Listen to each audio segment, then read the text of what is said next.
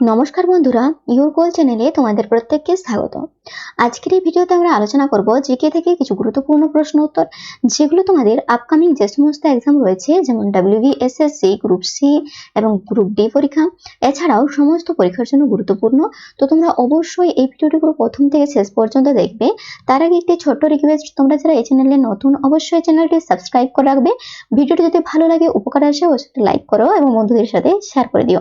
তো চলো শুরু করা যাক আজকের এই ভিডিও। ফার্স্ট কোয়েশ্চেন দেখো কি রয়েছে, লাল মাটির প্রকৃতি কেমন হয়? রাইট অ্যান্সার হয়ে যাবে অপশন বি, আম্লিক প্রকৃতির হয়। এর পাশাপাশি তোমরা মনে রাখবে, লাল মাটিতে আয়রন অক্সাইড বেশি থাকায় এই রং লাল হয়। ভারতীয় কৃষি গবেষণা পরিষদ ভারতের মাটিকে 8টি প্রধান ভাগে ভাগ করেছে। তো মাটির যদি প্রকারভেদ বলা হয়, সেক্ষেত্রে হয়ে যাবে 8টি। পরের প্রশ্ন দেখো কি রয়েছে, ডানকন পাস কার মধ্যে অবস্থিত? রাইট অ্যান্সার হয়ে যাবে দক্ষিণ ও ক্ষুদ্র আন্দামানের মধ্যে অবস্থিত। এর সাথে তোমরা মনে রাখবে, এটি ভারত মহাসাগরের একটি গুরুত্বপূর্ণ জলপথ, যা দক্ষিণ আন্দামান ও ক্ষুদ্র আন্দামানকে পৃথক করেছে। পরের প্রশ্ন দেখো কি রয়েছে, কে বহুমুখী নদী উপত্যকা প্রকল্পকে আধুনিক ভারতের মন্দির বলেছেন? রাইট অ্যান্সার হয়ে যাবে জওহরলাল নেহেরু। এর সাথে তোমরা মনে রাখবে, দেশের অর্থনৈতিক ও শিল্পোন্নয়নের জন্য বাঁধ ও বিদ্যুৎ প্রকল্পের গুরুত্ব বোঝাতে তিনি এই উক্তিটি করেছিলেন। পরের প্রশ্ন, কোন জাতীয় উদ্যানকে পাখিদের স্বর্গ বলা হয়? রাইট অ্যান্সার হয়ে যাবে কেওলাদেও ঘানা ন্যাশনাল পার্ক। এর সাথে তোমরা মনে রাখবে, এটি রাজস্থানের ভরতপুর জেলায় অবস্থিত। শীতকালে এখানে প্রচুর পরিযায়ী পাখির, বিশেষ করে সাইবেরিয়ান ক্রেন আসে।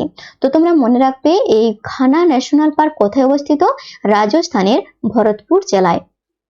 পরের প্রশ্ন দেখো কি রয়েছে, ত্রিশূল পর্বতশৃঙ্গ ভারতের কোন রাজ্যে অবস্থিত? রাইট অ্যান্সার হয়ে যাবে অপশন সি, উত্তরাখণ্ড। এর সাথে সাথে তোমরা মনে রাখবে, এটি কুমায়ুন হিমালয়ের 3টি শিখরের একটি গোষ্ঠী। এটি উত্তরাখণ্ডের বাগেশ্বর জেলায় অবস্থিত। পরের প্রশ্ন দেখো, মাহি সুগন্ধা কোন ফসলের একটি প্রজাতি? সঠিক উত্তর হয়ে যাবে অপশন সি, ধান। এর সাথে তোমরা মনে রাখবে, এটি বাসমতি চালের একটি উন্নত প্রজাতি, যা মূলত রাজস্থান ও সংলগ্ন এলাকায় বেশি চাষ করা হয়। পরের প্রশ্ন দেখো, কোন পঞ্চবার্ষিকী পরিকল্পনায় ভারী শিল্পের ওপর সর্বাধিক গুরুত্ব দেওয়া হয়? সঠিক উত্তর হয়ে যাবে দ্বিতীয় পঞ্চবার্ষিকী পরিকল্পনা। এর সাথে তোমরা মনে রাখবে, 1956 থেকে 1961 সালের তৃতীয় পঞ্চবার্ষিকী পরিকল্পনা ছিল পিসি মোহলানবিস মডেলের ওপর ভিত্তি করে, যেখানে দ্রুত শিল্পায়নের লক্ষ্য ছিল। পরের প্রশ্ন, মূল্য সংযোজিত কর প্রথম কোন দেশে চালু হয়েছিল? সঠিক উত্তর হয়ে যাবে অপশন ডি, ফ্রান্স। এর সাথে তোমরা মনে রাখবে, 1954 সালে ফ্রান্স প্রথম ভ্যাট চালু করে। ভারতে এটি 2005 সালের 1 এপ্রিল থেকে কার্যকর করা হয়েছিল। পরের প্রশ্ন দেখো, ভারতের একমাত্র অভয়ারণ্য কোনটি যেখানে কাশ্মীরি ট্যাগ পাওয়া যায়? রাইট অ্যান্সার হয়ে যাবে দাচিগাম। এর সাথে তোমরা মনে রাখবে, দাচিগাম জাতীয় উদ্যান জম্মু ও কাশ্মীরের শ্রীনগরে অবস্থিত। হাঙ্গুল হলো জম্মু কাশ্মীরের রাষ্ট্রীয় পশু। তো রাষ্ট্রীয় পশুটিও মনে রাখবে হাঙ্গুল। পরের প্রশ্ন দেখো কি রয়েছে, নিচের কোন বলটি সর্বদা আকর্ষণীয় প্রকৃতির হয়? রাইট অ্যান্সার হয়ে যাবে মহাকর্ষ বল। এর সাথে তোমরা মনে রাখবে, এই মহাকর্ষ বল মহাবিশ্বের যে কোনো দুটি বস্তুকে একে অপরের দিকে টানে, এটি কখনোই বিকর্ষণ করে না। পরের প্রশ্ন, শুষ্ক কোষে ড্রাই সেল অ্যানোড হিসেবে কি ব্যবহৃত হয়? রাইট অ্যান্সার হয়ে যাবে কার্বন। এর সাথে তোমরা মনে রাখবে, সাধারণত গ্রাফাইট বা কার্বন দণ্ড অ্যানোড হিসেবে ব্যবহৃত হয় এবং দস্তার পাত্রটি ক্যাথোড হিসেবে কাজ করে। পরের প্রশ্নটি দেখো, ক্লোরিন অণুর মধ্যে কোন ধরনের রাসায়নিক বন্ধন দেখা যায়? এই প্রশ্নের রাইট অ্যান্সার হয়ে যাবে একক সমযোজী বন্ধন দেখা যায়। এর সাথে তোমরা মনে রাখবে দুটি ক্লোরিন পরমাণু একটি করে ইলেকট্রন জোড় ভাগ করে একক সমযোজী বন্ধন গঠন করে।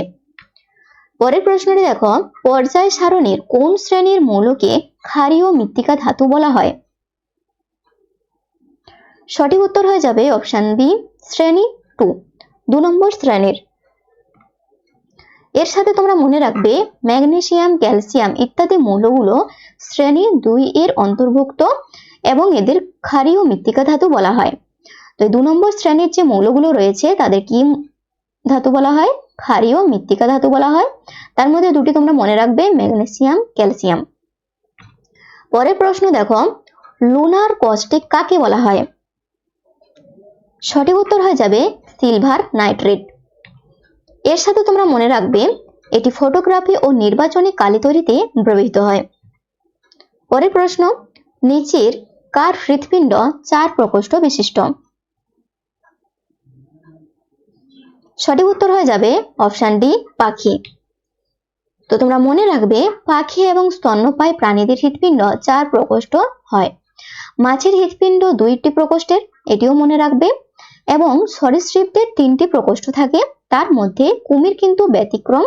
কেন ব্যতিক্রম? না, এই কুমিরের 4 প্রকোষ্ঠ যুক্ত হয়। পরের প্রশ্নটি দেখো, ভারতে এই পর্যন্ত মোট কতবার নোটবন্দি হয়েছে? রাইট অ্যান্সার হয়ে যাবে অপশন সি, 3 বার। এর সাথে তোমরা মনে রাখবে ভারতে 1946 সালে, 1978 সালে এবং সবশেষে 2016 সালে নোটবন্দি করা হয়েছিল। এই সালগুলো তোমরা মনে রাখবে। পরের প্রশ্ন দেখো, শরীরের কোন অংশে অক্সিজেন বিহীন মানে কার্বন ডাই অক্সাইড যুক্ত রক্ত প্রবাহিত হয়? রাইট অ্যান্সার হয়ে যাবে মহাশিরা।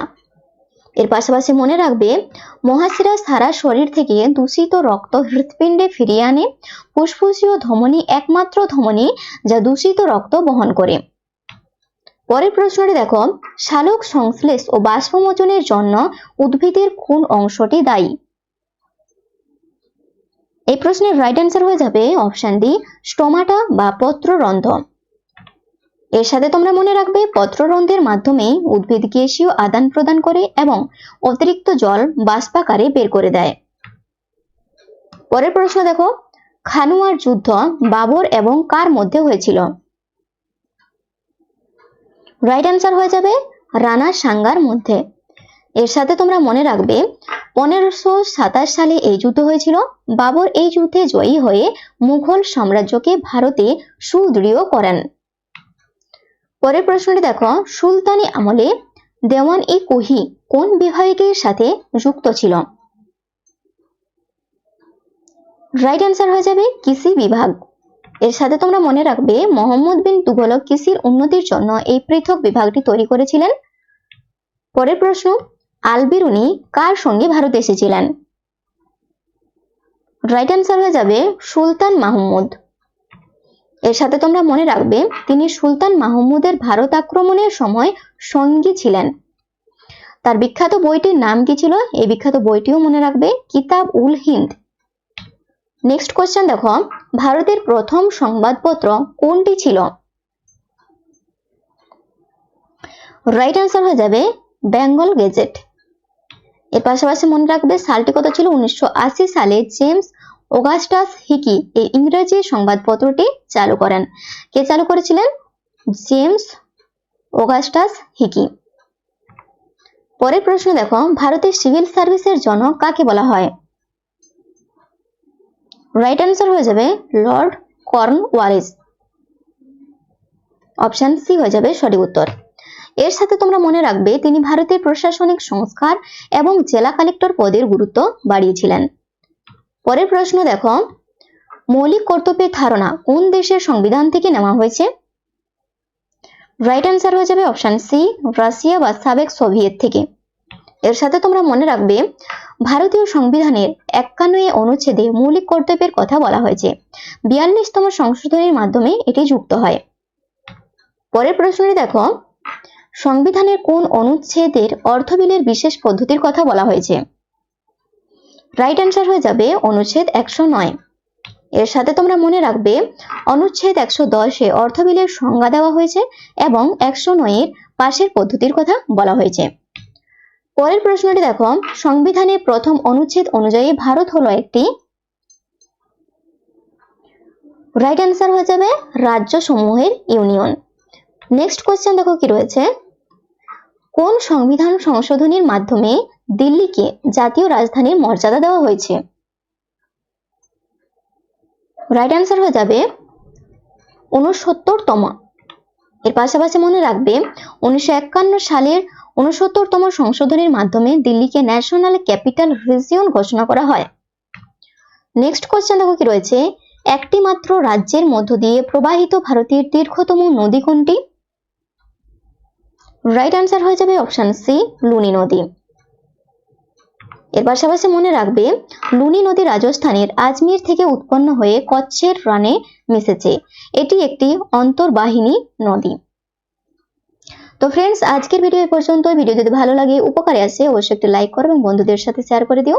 চ্যানেলে যদি নতুন এসে থাকো চ্যানেলটি সাবস্ক্রাইব করে দিও। Thank you for watching.